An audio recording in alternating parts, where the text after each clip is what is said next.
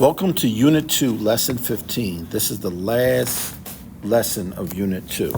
So let's learn about the remainder theorem. Okay. Notice and wonder. What do you notice? What do you wonder? Well, if we look at the first one and the third one, we see that the dividend of 330 has two factors, 10 and 5. If your remainder is 0, that lets you know that your divisor is a factor of the dividend. So we remember from the last lesson, dividend is under the house, divisor is outside, and the answer is called the quotient. Now looking at the one in the middle, which is unique, 4 is not a factor because we have a remainder. So the remainder theorem says if a polynomial is factorable, then that factor must make the polynomial 0 when you substitute in. If the number is not, if the fact is not a factor, if the number you're trying to divide by, the polynomial you're trying to divide by, is not a factor, then you will get a remainder. So that's the whole point of learning this lesson.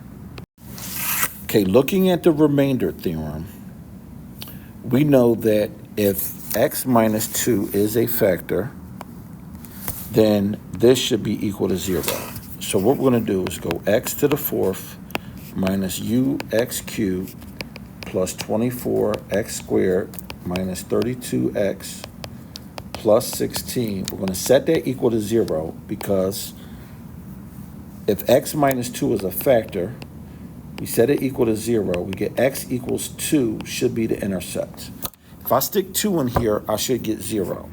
So if I take 2 to the fourth minus 2 cubed plus 24 times 2 squared minus 32 times 2 plus 16, I set that equal to 0, I will get. Okay, so I combine my terms, and so I get negative 8u plus 64. I subtracted 64 from both sides. I get negative 8u is equal to negative 64, because I have to solve for u. Now I'm going to divide by negative 8 on both sides. And I'm going to get u is equal to positive 8. And that's how I figure this one out, by substituting a known factor in, setting it equal to 0, and then finding out what the unknown factor is.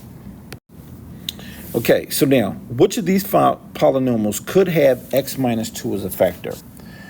I know that x minus 2 is a factor, but to change it into an intercept, I must switch the sign. So x equals 2. Okay, so now that I know x equals 2, since I have 6 things to work with, what I'm going to do is pick up my calculator, and I'm going to hit y equals. And I'm going to put all of these into y equals. So this is y1, y2, y3, y4 is d, y5 is e, and y6 is f. Okay? I'm going to put each of these in. And if you forget how to put to the fourth in, you type 8, hit the caret button over the division symbol, hit the 4 button, then you have to hit the right arrow, which is above the clear sign, those round buttons, to bring the cursor back down, and repeat the same thing for x cubed. And for x squared button is to the left of the 7, so you can just do that. Now you're going to put all of these, you're going to hit the y equals, put all of these into y1 through y6, all the polynomials. Once you get all the polynomials in, you're going to hit second graph to bring up the table of values. Once you bring up the table of values, you're going to look for when x is 2, and then you're going to have to scroll over to see which ones are 0. That's what you're looking for. Because if 2 is a factor, it's a 0 at that point. A factor means that it's a 0, that the polynomial is equal to 0 at that x value. All right, so I'm going to put that in. Then I'm going to come back and highlight the ones that were correct. Okay, now that I put them all in, I see that B works, And then y4 is D. That one works, and I scroll over, and y5 also works. And so, B, D, and E. Okay, now I'm showing you this again, untainted, because what we're going to have to do is solve the next question. So, look at these. You might want to write some of them down, or just go back a page. So, for the next question, select one of the polynomials that you said doesn't have x minus 2 as a factor. Explain how you know that x minus 2 is not a factor. Okay, so in the calculator, I know that x minus 2 is not a factor because when x equals 2, y equals 105. That is not 0, so I know that's not a factor. So now what we're going to do is divide by x minus 2 to see what the remainder is. The remainder will not be 105. It may not be 105. So let's see. And I'm going into number C. A would have been too easy, so C is the next one. That's a 2x cubed. So that gives us a chance to practice our polynomial division. Okay, x goes into 2x. We put the 2x squared for place. 2x cubed minus 4x squared. Change both signs. Step 1, multiply to match the first term. Step 2, change both signs. Step 3, add or subtract.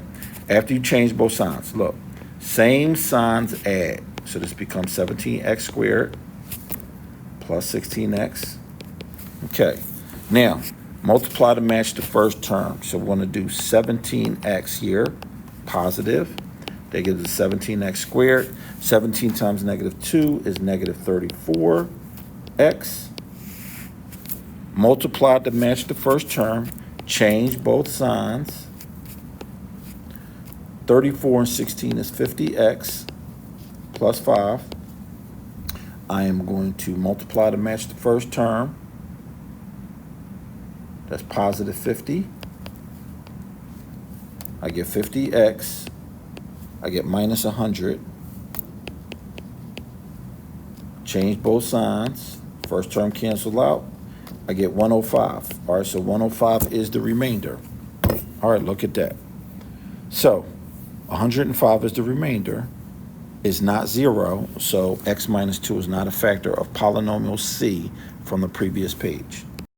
Okay, so now for this one, work with your group. Basically, if you're by yourself, obviously you're by yourself because you're watching this video, look at when x is 2, look at the y values, divide it out. You should get the same remainder as the y values. If you don't, go back and check your division. If you get the same number as the same remainder as what's in the calculator, then you did your division properly. All right, that's the end of this video. Thank you for watching this video.